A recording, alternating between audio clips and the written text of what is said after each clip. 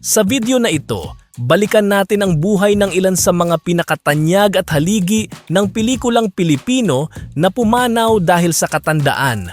Una sa ating listahan ay si Gloria Romero. Nagsimula si Gloria Romero bilang isang simpleng extra sa Sampaguita Pictures noong huling bahagi ng 1940. Noong Enero 25, 2025, na maalam si Gloria Romero sa edad na 71. Ayon sa mga ulat, pumanaw siya dahil sa katandaan at natural na komplikasyon dulot ng kanyang edad. Bago siya tuluyang magretiro sa pag-arte, inamin din noon na nakararanas siya ng bertigo na nakaapekto sa kanyang kalusugan. Pangalawa, Gloria Sevilla.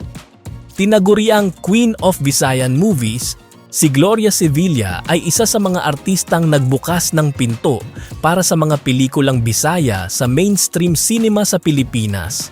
Natuklasan siya sa Cebu at unang sumikat sa mga Visayan film gaya ng Prinsesa Tirana noong 1951. Pumanaw si Gloria Sevilla noong Abril 16, 2022 habang natutulog sa bahay ng kanyang anak sa Oakland, California. Siya ay 70 taong gulang. Itinuturing na sanhi ng kanyang pagpanaw ang katandaan at natural na paghina ng katawan. Pangatlo sa ating listahan, Anita Linda. Isa si Anita Linda sa mga pinakarespetadong veteranang aktres sa bansa. Natuklasan siya ng national artist na si Lamberto Avellana habang nanonood ng isang stage performance sa Avenue Theater noong 1943.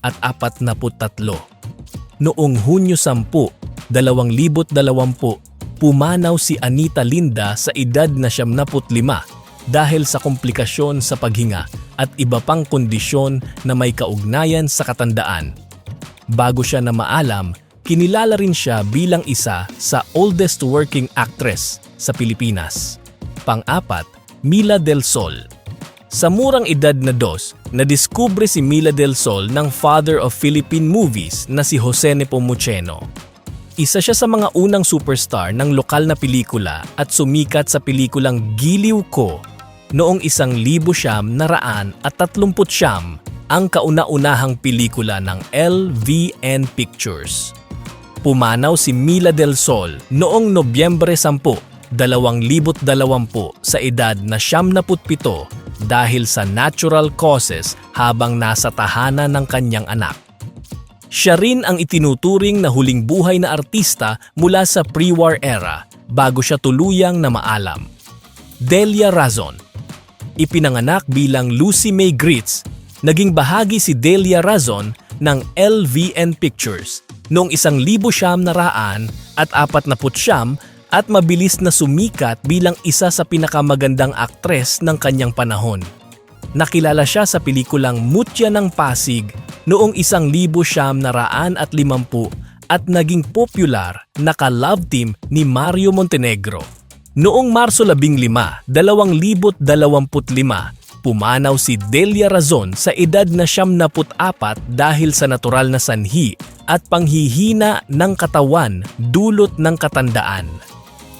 Sa kanilang lahat, sino ba ang pinaka mas tumatak sa inyo? Magbigay ng inyong reaksyon sa ating comment section at mag-subscribe na rin sa teleseries PH.